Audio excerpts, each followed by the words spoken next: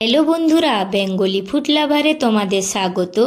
আজ আবার একটা নতুন রেসিপি নিয়ে তোমাদের সাথে শেয়ার করতে চলে এসেছি। আজ বানাবো নিরামিষ ডুমুর। প্রথমে এখানে গাছ থেকে ডুমুরগুলো ভেঙে নিব।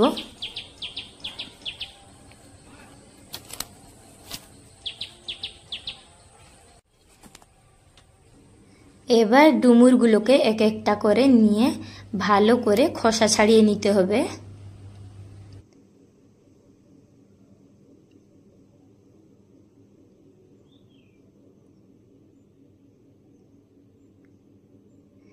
এবার এইভাবে ভালো করে খোসা ছাড়িয়ে মাঝখান থেকে কেটে এর বীজগুলো এইভাবে বের করে দিতে হবে। বীজটাকে ভালো করে বের করে দিতে হবে, বীজগুলো থাকলে রেসিপিটা ততটাও ভালো হবে না। এবার সব খোসা ছাড়িয়ে বীজগুলো বের করে নিয়েছি। একটা পাত্রে জল দিয়ে 1 চামচ আটা দিয়ে ডুমুরগুলোকে ভালো করে ঘষে ঘষে ধুয়ে নিব। এবার সব ডুমুর ধুয়ে নিয়েছি।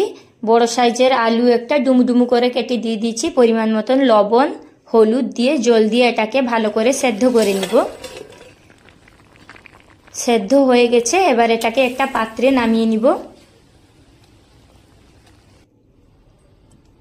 এবার একটা কড়াইতে দিয়ে দিচ্ছি পরিমাণ মতন সর্ষের তেল। ফোড়নে দিয়ে দিচ্ছি শুকনো লঙ্কা 5 ফোড়ন। শুকনো লঙ্কা 5 ফোড়ন ভাজা হয়ে গেলে দিয়ে দিচ্ছি আদা বাটা। আদাটাকে হালকাভাবে ভেজে নিব।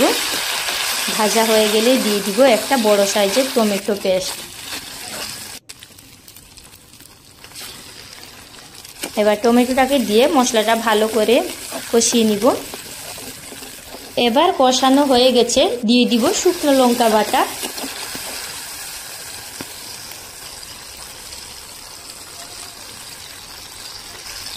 দিয়ে দিব জিরা বাটা। জিরা বাটাটাকে দিয়ে 2-1 মিনিট ধরে কষিয়ে নিব। তারপর দিয়ে দিব সিদ্ধ করে রাখা ডুমুর আর আলু। ডুমুর আলুটাকে দিয়ে 2-5 মিনিট ধরে কষিয়ে নিব। কষিয়ে নেওয়ার পর পরিমাণ মতন জল দিয়ে দিব।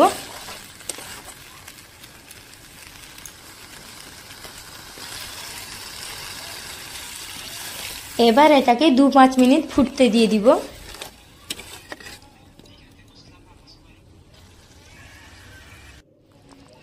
এবার দিয়ে দিব 1 চামচ গরম মশলা গুঁড়া। ডুমুরটা খেতে সবাই পছন্দ করে না, এইভাবে বানিয়ে দিলে সবাই খেতে পারে। এবার এটাকে একটা পাত্রে নামিয়ে নিব। আজকের রেসিপিটা কেমন লাগলো? ভালো লাগলে লাইক করবে, শেয়ার করবে, সাবস্ক্রাইব করে পাশে থাকবে।